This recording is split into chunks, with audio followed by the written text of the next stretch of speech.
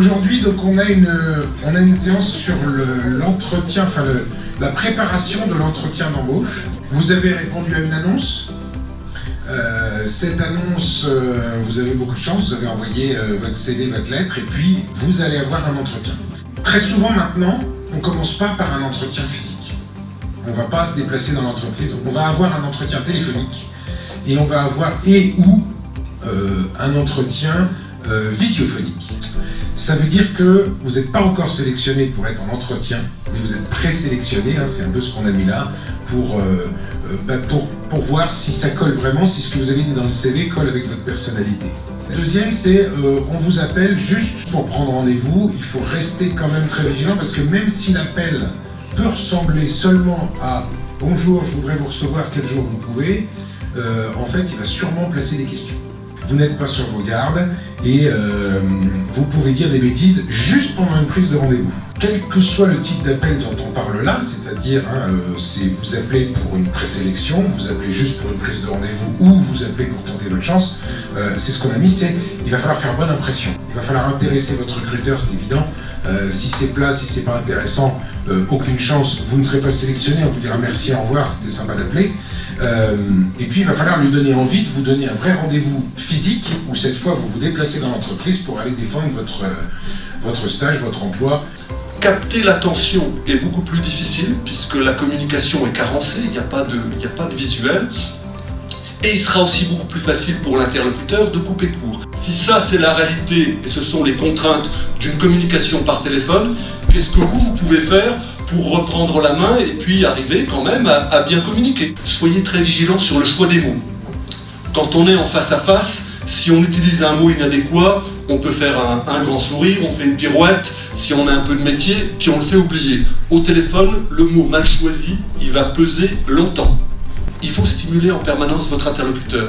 Si vous pensez ce que vous dites, l'ensemble de votre comportement se met en phase et la forme et le non-verbal se met au service du fond, c'est-à-dire de ce que vous dites. Le sourire, hein, il faut, même si vous avez un bon CV, même si vous exprimez bien, il faut toujours partir du principe que la personne que vous avez au téléphone est quelqu'un qui a besoin d'être séduit.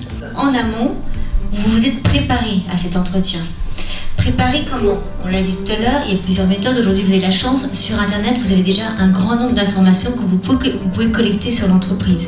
Les secteurs d'activité, le chiffre d'affaires. Il faut que vous ayez comme ça en tête une fiche signalétique avec les points forts. Et puis après, il y a des éléments qui vont faire la différence, qui vont faire que vous allez émerger, que votre candidature va être retenue par rapport à un autre. C'est, deuxième point, votre courtoisie. N'oubliez pas, la gestuelle, la posture, ça c'est très important. Donc on serre la main de manière un peu ferme, sans broyer les doigts. On regarde la personne dans les yeux, on décroche un petit sourire, léger, mais quand même distingué, et on dit bonjour madame, bonjour monsieur, enchanté ou ravi de vous rencontrer. Après, il y a votre capacité d'écoute. Donc là aussi, soyez vigilants, il y a peut-être des questions qui vont vous être posées, écoutez-les, prenez le temps de comprendre ce que dit votre interlocuteur pour pouvoir répondre. Toute cette préparation que vous aurez en amont va permettre derrière de pouvoir assurer vis-à-vis du recruteur. Alors on vous a fait une petite compilation de conseils pour l'appel téléphonique. On est bien d'accord qu'on parle de l'appel téléphonique ou de la visio.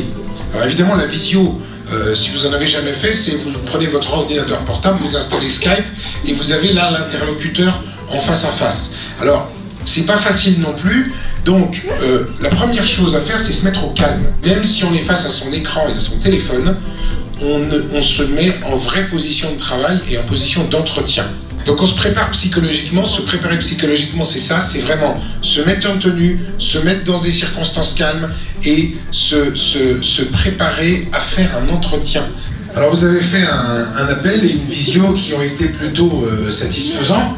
Donc vous avez de la chance, vous avez été convoqué à un entretien, un vrai, en physique, et il va falloir aller dans l'entreprise. Il va falloir rassurer et prédisposer positivement le recruteur. Qu'est-ce que ça veut dire? Votre tenue, votre apparence physique, votre coiffure, votre maquillage, vos chaussures, votre propreté, etc. Tout ça, ça va contribuer à le mettre en confiance. Votre objectif dans cet entretien, c'est de dire, et des fois il faut même le dire avec des mots, c'est je suis le meilleur candidat pour ce poste. Mais il ne faut pas oublier non plus que le recruteur, lui, il a besoin d'un employé. C'est-à-dire que lui, il a un job à faire qu'il ne peut pas faire, que ses collaborateurs ne peuvent pas faire. Il a besoin de quelqu'un qui va faire ce travail-là. Donc on est vraiment dans une relation d'égal à égal. Vous avez un besoin, c'est un travail, mais lui, il a un besoin.